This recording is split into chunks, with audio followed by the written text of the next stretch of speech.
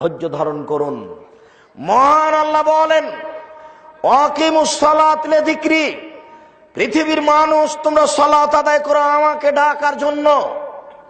সালাত দিয়ে আল্লাহকে যত ডাকা যায় পৃথিবীতে আর কোন ইবাদত দিয়ে আল্লাহকে তত ডাকা যায় না।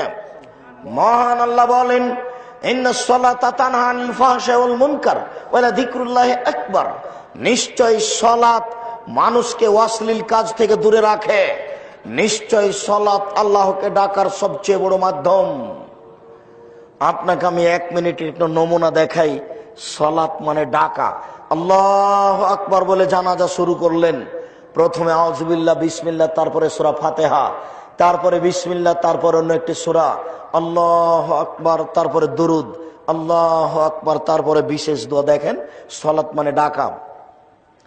আল্লাহুম্মা গফির লাহু, আল্লাহ তুমি এই লোকটাকে ক্ষমা করো। ওয়ারহামহু, তুমি তার প্রতি রহমত নাযিল করো। আফি, তুমি তাকে মাফ করো।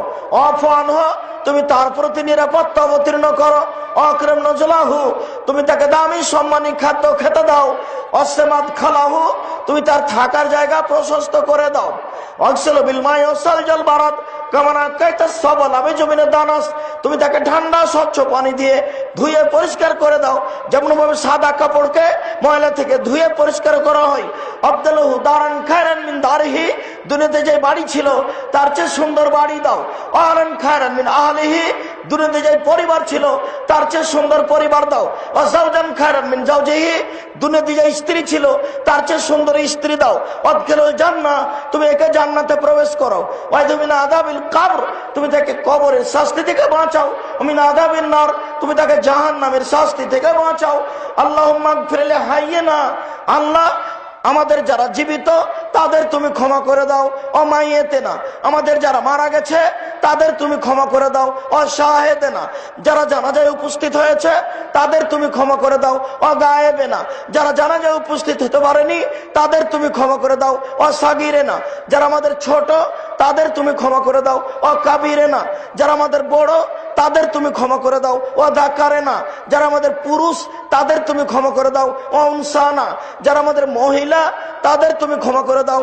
আল্লাহুম্মা মান আহইয়াতাহু মিন্না ফাআইরুল ইসলাম, আল্লাহ তুমি আমাদের যাকে জীবিত রাখবে মুসলমান করে জীবিত রাখো।